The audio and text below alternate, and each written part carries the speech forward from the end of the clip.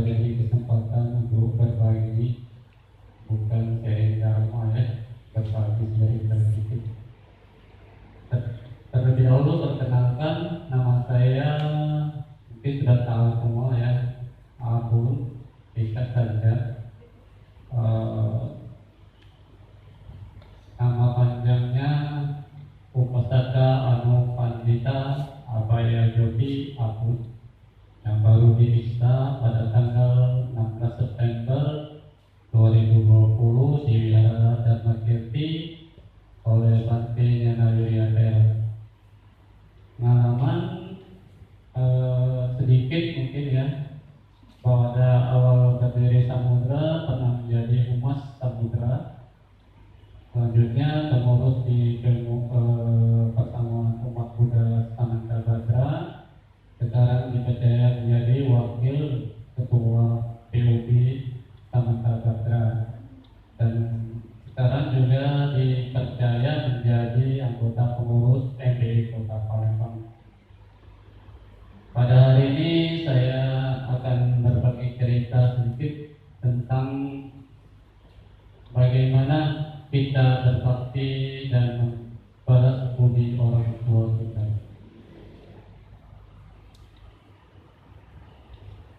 Kita ada di dunia ini karena ada orang tua kita. Kita mengenal dunia ini juga karena ada orang tua kita. Maka kewajiban kita sebagai anak harus berbakti dan berusaha untuk membalas budi orang tua kita. Buddha mengatakan, di dunia ini ada dua orang yang sangat berjasa bagi hidup kita di dunia ini. Kedua orang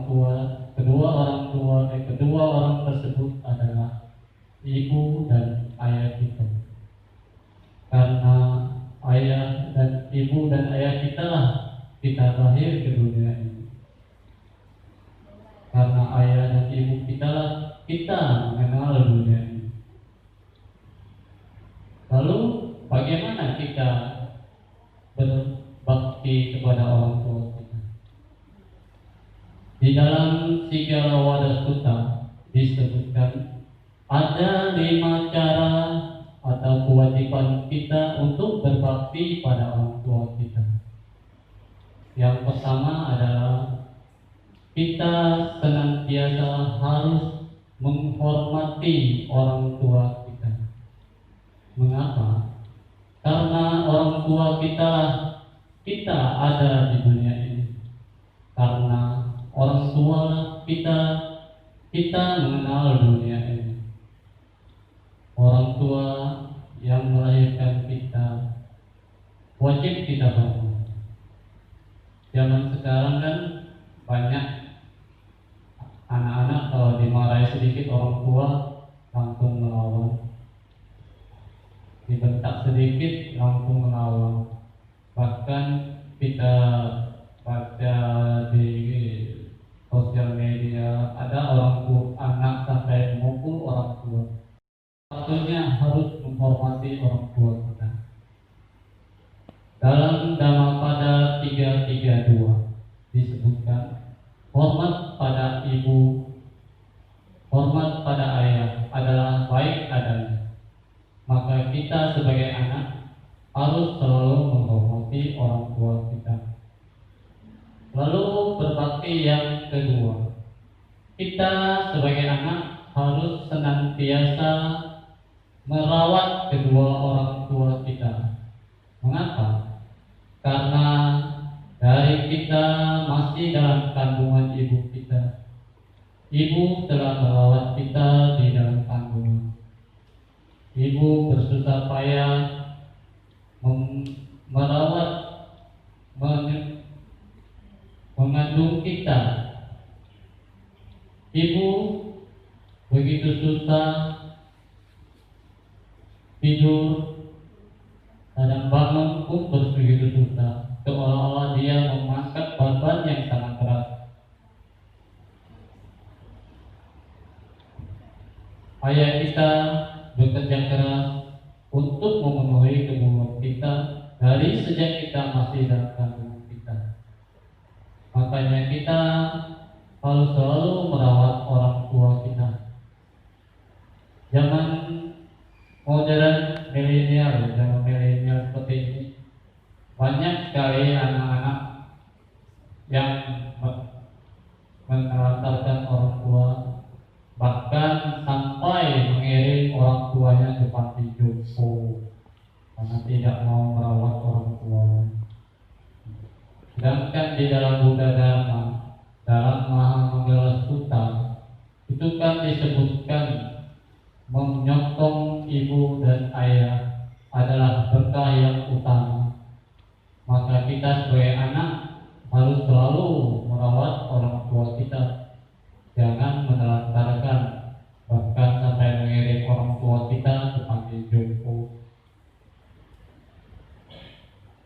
Lalu kewajiban kita yang ketiga adalah senantiasa untuk menjaga silsilah dan nama baik orang tua kita. Bagaimana caranya? Dengan kita berbuat baik, kita sudah menjaga nama baik orang tua kita. Banyak kejadian-kejadian anak yang nakal, anak yang tidak berbakti, anak yang berbuat jahat, itu akan merusak silsilah dan nama baik orang tua kita. Oke, di masyarakat biasanya, wih anak ini nakal sekali. Bagaimana orang tuanya mendidiknya? Kan tidak enak didengar. Makanya kita sebagai anak berkewajiban untuk selalu menjaga nama baik keluarga kita. Lalu yang keempat, kita berbakti kepada orang tua dengan cara menjaga harta warisan yang ditinggalkan orang tua kita. Harta warisan ini bukan hanya berupa harta duniawi, mungkin juga nasihat-nasihat yang baik dari orang tua kita. Nasihat-nasihat inilah yang kita harus lakukan di dalam kehidupan kita sehari-hari. Harta warisan yang ditinggalkan harus kita jaga dengan sebaik-baiknya. Jangan antara saudara saling berebut harta karena harta yang ditinggalkan orang tua. Kita sebagai anak harus berusaha menjaga harta yang ditinggalkan orang tua kita, supaya harta ini bisa digunakan dengan sebaik-baiknya dan bisa dipergunakan dalam jalan kebaikan untuk semua makhluk. Lalu yang kelima,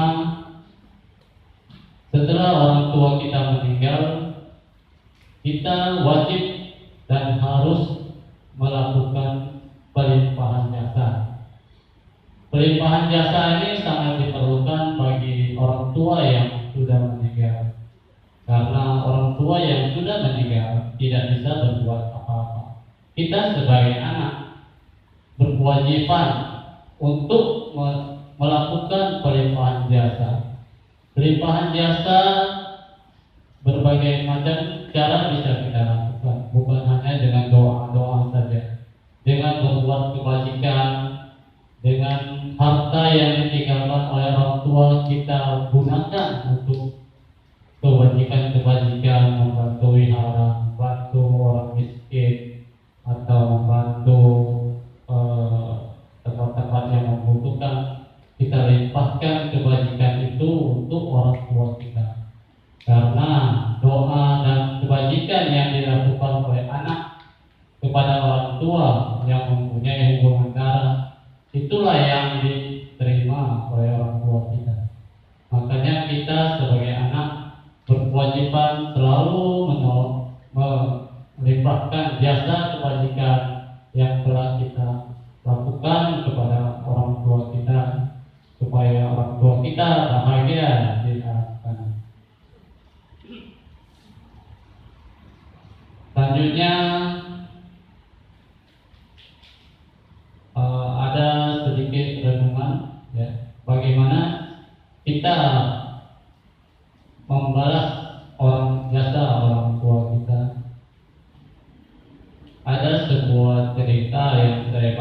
ya di sosial media, eh, kisah kisah nyata kan ya. Demikianlah yang saya baca. Kalau itu Ananda kan demikianlah yang saya dengar. Ini demikianlah yang saya baca. Ada seorang ibu ya, dia mempunyai seorang anak. Dari kecil anak ini dirawat, diberi kasih sayang yang sangat besar, diberi pendidikan sampai anak ini kuliah, mempunyai pendidikan yang sangat tinggi.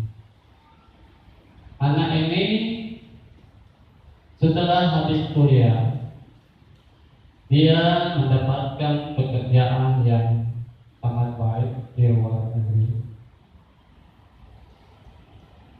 dengan kepintaran dan kepandaian yang dia miliki. Dia bisa bekerja di luar negeri dan menikah dengan orang di luar negeri. Tentu ibunya merasa sangat bahagia dan bangga sekali dengan anaknya. Setelah hari berganti, ibunya semakin tua. Anaknya sudah menikah dan mempunyai anak. Lalu, para biku, seandainya ada seorang anak yang memikul orang tuanya di punggung kiri dan kanannya, dan dia hidup sampai 100 tahun, dia belum sanggup untuk membalas budi orang tuanya. Bahkan bila anak tersebut mengangkat orang tuanya menjadi raja penguasa dunia dengan harta yang berlimpah, dia belum juga sanggup untuk membalas budi orang tuanya. Sedangkan anak tersebut hanya menghargai orang tuanya sebesar 30.000 dolar. Sungguh tiada sebanding. Karena ibu kita yang melahirkan kita dengan pengorbanan keringat dan darah, karena ibu kita yang merawat kita, ayah kita yang mencari harta untuk membiayai hidup kita sampai kita menjadi seperti sekarang ini, sungguh tidak terbalas jasanya.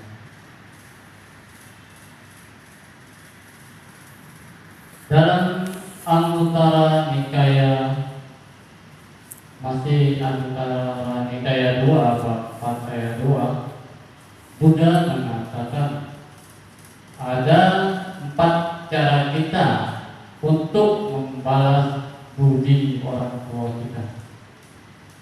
Yang pertama adalah apabila seorang anak mampu membuat orang tuanya yang semula tidak percaya akan kebenaran menjadi dia percaya kepada kebenaran Buddha Dharma, atau disebut dengan sadar.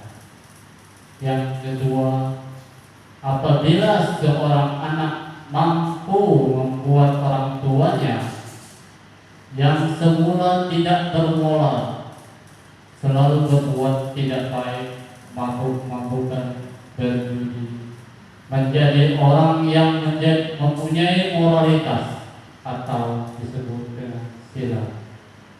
Dan yang ketiga, apabila seorang anak mampu membuat orang tuanya yang semula pikir, kata bahasa Palembang, kata bahasa ya, menjadi orang yang mempunyai kemurahan hati yang dermawan, atau disebut dengan jajah. Dan yang keempat, apabila seorang anak mampu membuat orang tuanya yang semula bodoh batinnya lalu bisa mempunyai kebijaksanaan dalam Buddha Dharma dan berjalan di dalam Buddha Dharma atau disebut juga dengan panah. Buddha mengatakan, oh para bhikkhu, apabila anak melakukan 4 hal ini, maka dia telah sanggup untuk membalas budi orang tuanya, bahkan melebihi apa yang telah orang tua berikan kepada anak. Jadi kita sebagai seorang anak harus selalu berusaha untuk berbakti dan berusaha untuk membalas budi orang tua kita.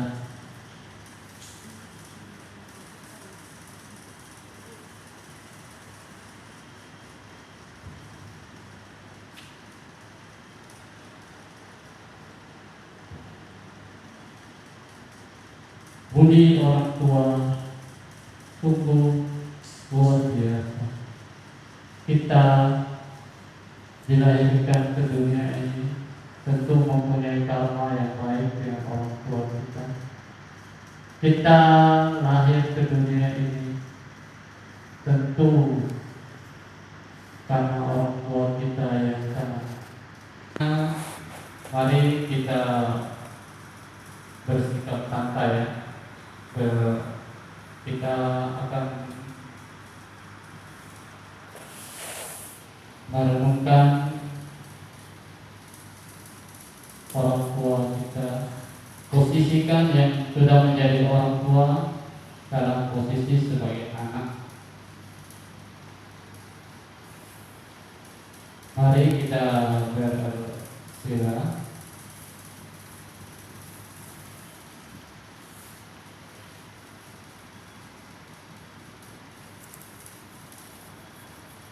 Bayangkan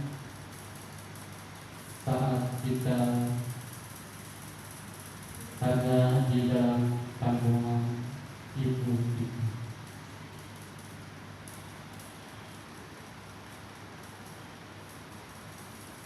Bayangkan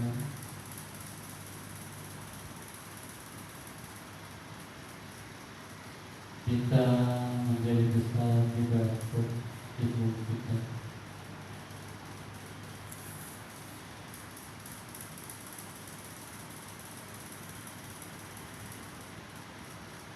Ibu kita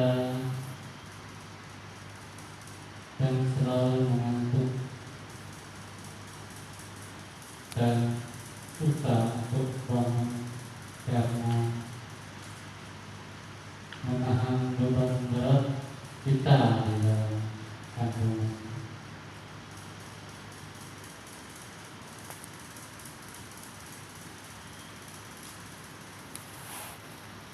Bayangkan kita bisa tarik makanan di dalam rahim ibu kita.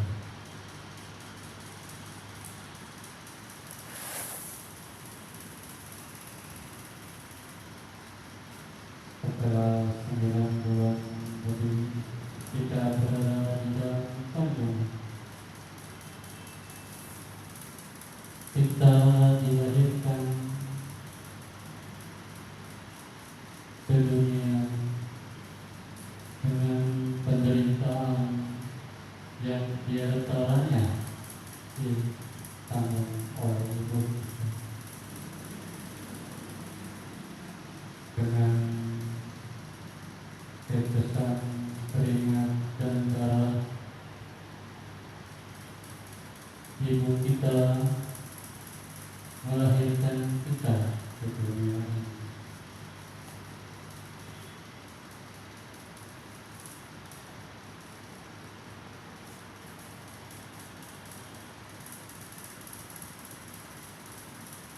Setelah kita dirawat dan disusui dari susu ibu kita yang merupakan darah dari ibu kita.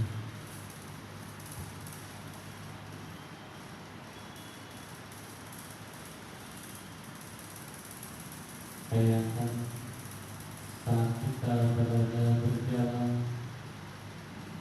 ibu mendidik kita dengan penuh kasih sayang.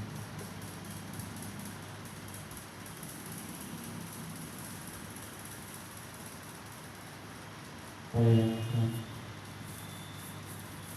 ayah kita bekerja keras mencari nafkah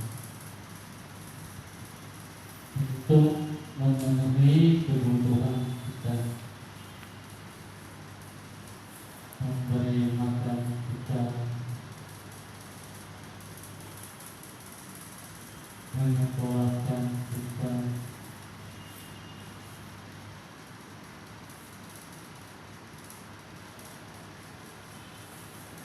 Bayangkan